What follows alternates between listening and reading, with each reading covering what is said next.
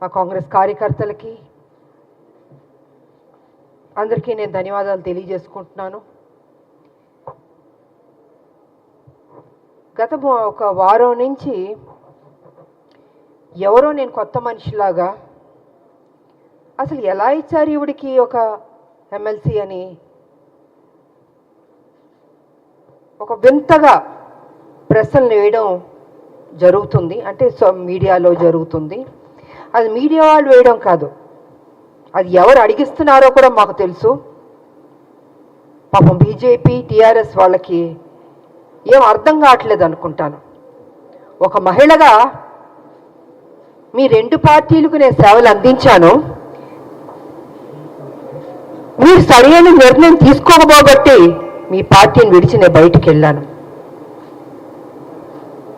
ప్రజల్ని ఏ రకంగా మోసం చేయాలో ఆ రకంగా మీరు మోసం చేస్తున్నారు.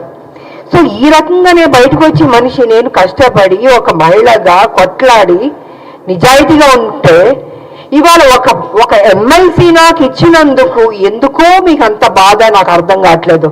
అంటే రేపు రాబోయే రోజుల్లో హౌస్లో మీ బండారాలని బయట పెడతానని భయం వేస్తుందా? హార్ట్ అటాక్లు వస్తాయా మీకు నేను అడుగుతున్నాను. కేసీఆర్ గారు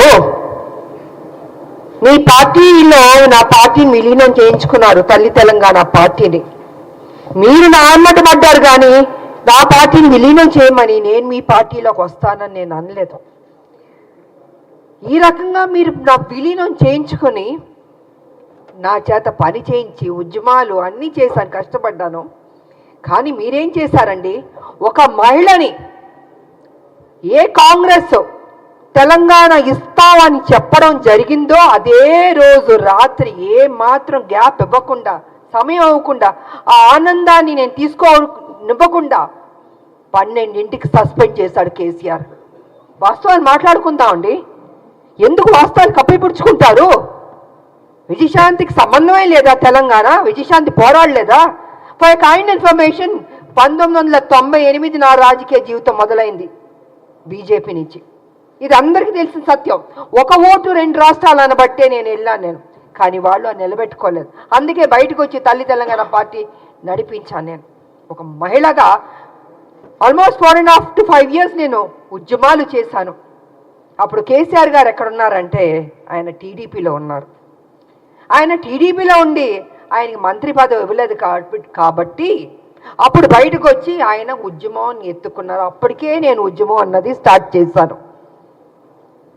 ఇది తెలుసుకోవాలండి. కొంచెం వెనక్కి వెళ్ళి, బహుశా అందరికీ తెలుసు కానీ తెలియనట్టు నటిస్తుంటారు. అంటే ఒక బురద జల్లడం కేసీఆర్ ఒక్కడే కాదండి, ఆయన సొత్తు కాదు తెలంగాణ. 1200 మంది చనిపోయారు తెలంగాణలో. ఎంతోమంది త్యాగం చేశారు, ఎంతోమంది కొట్లాడారు. దాంట్లో ఒక ఆడబిడ్డగా నా వంతు నేను కృషి చేశాను. నేను అలాంటిది ఈరోజు ఒక ఎమ్మెల్సీ వచ్చినందుకు ఎలా వచ్చింది, ఎందుకు ఇచ్చారు, ఏం చేస్తారు, ఆవిడ ఎక్కడ ఏంటండి ప్రశ్నలు? తెలంగాణ పార్లమెంట్లో 2 ఎంపీలు వెళ్ళారు కదా, 2 వెళ్ళినప్పుడు కొట్లాడుతున్నప్పుడు కేసీఆర్ ఎందుకు ఎగ్జిట్ అయిపోయాడండి? చివరిదాకా ఉంది. ఆ రోజు మా ఎంపీలు, కాంగ్రెస్ ఎంపీలు అందరూ ఉన్నాం, పెప్పర్ స్ప్రేలు కొట్టారు. నార్త్ ఎంపీలు అందరూ చిత్తక బాదుతున్నారు మమ్మల్ని ఎంపీని. నేను మీరా కుమార్ గారిని ఇలా పట్టుకుని నిలబడ్డాను. నేను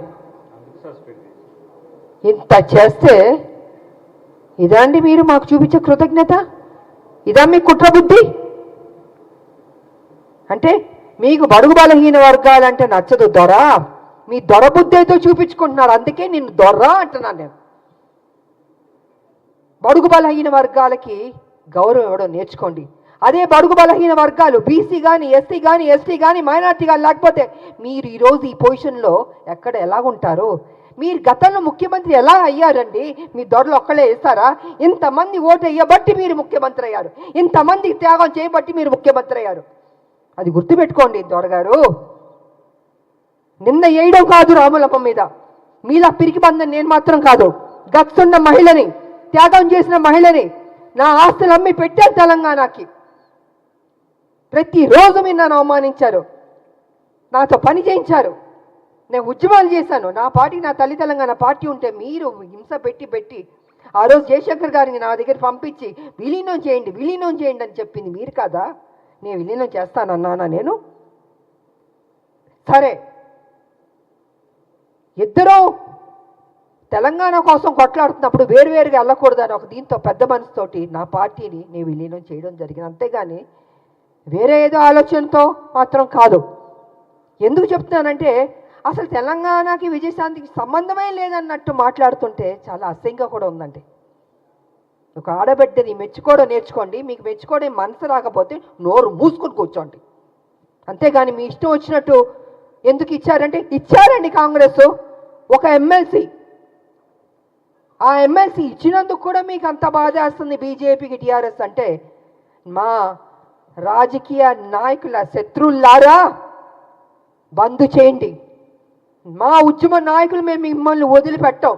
మీరు చేసే మోసాల్ని తెలంగాణలో ఏ రకంగా మళ్ళీ మీరు ఎంటర్ అవ్వాలనుకుంటున్నారో ఇంకో విషయం కూడా నేను చెప్పదలుచుకున్నారు. బీజేపీ ఏం చేయబోతుందంటే నెక్స్ట్ స్టెప్, ఏ తెలంగాణ వ్యతిరేకించిన శక్తులు ఉన్నారో వాళ్ళందరినీ మొత్తం తిప్పబోతున్నారు తెలంగాణలో. మళ్ళీ బ్యాక్ టు స్క్వేర్ వన్ని తెలంగాణ తీసుకురాబోతున్నారంటే వాళ్ళ పెత్తనం ఉండాలి. వ్యతిరేకించిన శక్తుల్ని తెలంగాణ ఉద్యమం నాయకులు ఉండకూడదు, తెలంగాణ ప్రజలకి ప్రాధాన్యత ఉండకూడదు, మళ్ళీ బాంచన్ని కాలు మొక్కుతాననే పరిస్థితికి బీజేపీ తీసుకురాబోతుంది. ఇది సత్యం, ఇది తెలుసుకోవాలి అందరూ. అందుకే ఎవరు ఉద్యమ నాయకులు ఉన్నారో వాళ్ళందరినీ తొక్కేద్దాం, వాళ్ళ నోటిని బంద్ చేద్దాం. వాళ్ళు కనపడకూడదు, వినపడకూడదు, మాట్లాడకూడదు. ఇదే కదా మాతో చేసింది మీరు. మీ పార్టీలో ఉంటే ఏం గౌరవాలు ఇచ్చారు? ఎందుకు మీ పార్టీలు బయటికి వెళ్ళాల్సి వచ్చింది? వాస్తవాలు ఇదండి. ఆ రోజు మీ బీజేపీలో కొంచెం వెనక్కి వెళ్దామండి. నేను మొన్న బీజేపీలో ఉన్నప్పుడు ఒక విషయం మీరు గుర్తుపెట్టుకోండి. కిరణ్ కుమార్ రెడ్డి గారు తెలంగాణను వ్యతిరేకించి ఆయన అసభ్యకరంగా మాట్లాడి తెలంగాణ ఉద్యమానికి నేను ఒక్క పైసా ఇవ్వను తెలంగాణకి, ఏం పీక్కుంటారో పీక్కోండి అన్నాడు కదా ఆయన. అలాంటి ఆయన్ని తెలంగాణకు వ్యతిరేకున్న మనిషిని మొన్న బీజేపీలోకి ఎంటర్ అవుతే నాకు నిజంగా ఉండబుద్ధి అవ్వలేదు. ఆ స్టేజ్ మీద నేను వాకౌట్ అయిపోయి వెళ్ళిపోయాను. నేను ఎవరంటే కిషన్ రెడ్డి గారి ఫ్రెండ్ ఆయన. ఆ రోజు నుంచి బీజేపీకి నా మీద ఒక కక్ష.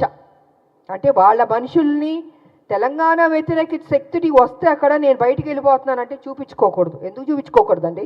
తెలంగాణని అవమానపరిచి తెలంగాణకి మేలు చేయని కిరణ్ కుమార్ రెడ్డి గారు లాంటి వాళ్ళు మిగతా ఇంకొకళ్ళు ఏమైనా ఉంటే ఎందుకు నేను వచ్చి మీకు ఎస్ బాస్ అని చెప్పాలండి? ఇలాగ అనేక కారణాలు ఉన్నాయండి. ఈ అనేక కారణాల వల్లే ఈరోజు విజయశాంతి మీద, రాములమ్మ మీద ఒక ఎమ్మెల్సీ ఇస్తే అయ్యో ఎందుకు ఇచ్చారు, ఎలా ఇచ్చారంటే పేపర్ వచ్చి ఇచ్చారండి. ఎలా ఇస్తారండి? సోనియా గాంధీ గారు ఇచ్చారు, అద్దంకి దయాకర్ గారికి ఇచ్చారు, నాకు ఇచ్చారు, శంకర్ నాయకర్ గారికి ఇచ్చారు. సో వాట్ అండి?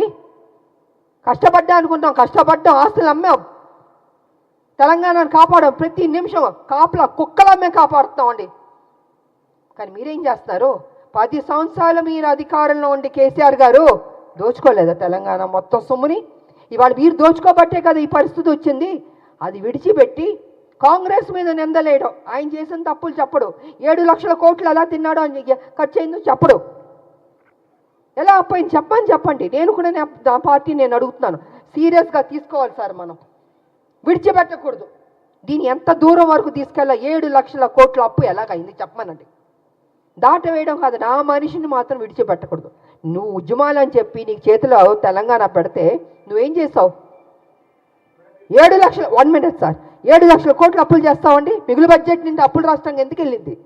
ఎక్కడెక్కడి నుండి అప్పులు తింటాం? కాళేశ్వరం దగ్గర నుంచి, ల్యాండ్ల దగ్గర నుంచి. నేను పిల్లు కూడా వేసాను, కొన్ని ల్యాండ్లు అమ్మేస్తుంటే పిల్లు వేసానండి నేను. ఇలా ఎన్నో జరిగినాయండి. అందుకే వాళ్ళు చెప్తాను నేను, కేసీఆర్ వాస్తవాలు నువ్వు మాట్లాడాలి. సమయం దగ్గర పడింది. నువ్వు చేసిన తప్పులు చెప్పాల్సిందని మేము విడిచిపెట్టాం, డెఫినెట్గా విడిచిపెట్టామండి. మా రాష్ట్రం మేము కష్టపడి తెచ్చుకున్న రాష్ట్రం, నా ప్రజలు బాగుండాలని కోరుకునే వాళ్ళం మేము. ఉద్యమకారులకు మాకు నిత్యం మా ప్రజలు బాగుండాలి, మేలు జరగాలని ఆలోచిస్తూనే ఉంటాం మేము. ఇంతకు మించి మాకు అయ్యా ఉండదండి. కాబట్టి నా పార్టీనే రిక్వెస్ట్ చేసేది ఏంటంటే విడిచిపెట్టకూడదు సార్. మనం ఎట్టి పరిస్థితుల్లో కేసీఆర్ చేసిన అప్పును మొత్తం ఒక్కొక్కటిగా బయట పెట్టాలి. ఏదో నామకే వాస్తే మనం మాట్లాడడం లేదా వదిలేయడం కాదు, తవ్వాలి, బయటికి తీయాలి వాస్తవాన్ని. ఇది నేను ఈ సందర్భంగా తెలియజేసుకుంటూ ఎనియే ఈరోజు మాకు ఎమ్మెల్సీ దాంట్లో మేము అడుగుపెట్టబోతున్నాం కాబట్టి మాకు మరొకసారి మా హైకమాండ్కి నేను కృతజ్ఞతలు తెలియజేసుకుంటూ రేపు హోలీ కాబట్టి అందరికీ హోలీ శుభాకాంక్షలు కూడా తెలియజేసుకుంటూ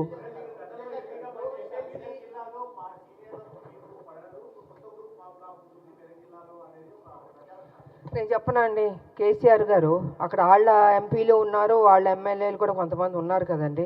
ఇలాగే ప్రెస్లో చెప్పించే వాస్తవాల్ని కప్పిపుచ్చి అవాస్తవాల్ని ముందుకు తీసుకొస్తున్నాడండి కేసీఆర్. నాకు అక్కడ ఉన్న వాళ్ళకి ఎవరు పడలేదని మీకు ఎవరు చెప్పారు? మేము చెప్పానా? లేదా అక్కడున్న మా కాంగ్రెస్ వాళ్ళు ఏమన్నా చెప్పారా? ఎవరు చెప్పలే కదండి. ఇప్పుడు ఎమ్మెల్సీ ఇచ్చినందుకు కూడా ఏంటి అని ఆయన కదా స్ప్రెడ్ చేస్తున్నాడు, ఆయన కదా ఈ రకంగా మాట్లాడుతున్నాడని మీకు తెలీదా అండి? మీ మీడియా సోదరులకు తెలీదా నేనేం పని చేశానని? 1998 నుంచి నేను పనిచేసింది తెలీదా? 28 ఏళ్ళు ఎలాగా పనిచేశానండి? పార్లమెంట్లో కొట్లాడని తెలీదా? ప్రజలకు తెలీదా?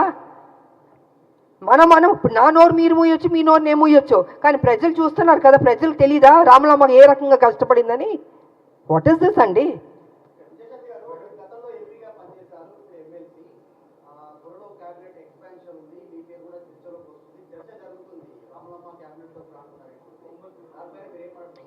సార్ నాకు అది తెలియదండి, నాకు నిజంగా తెలీదు. నాకు హైకమాండ్ ఈ బాధ్యత ఇచ్చింది.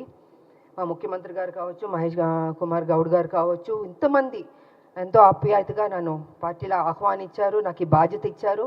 డెఫినెట్గా నేను పనిచేయడం అండి. ఇన్ని సంవత్సరాలు నేను పనిచేస్తూనే ఉన్నాను తెలంగాణకి. ఇది ఒక బాధ్యత, ఇది ఒక నాకు ఉద్యోగం అనుకుంటున్నానండి.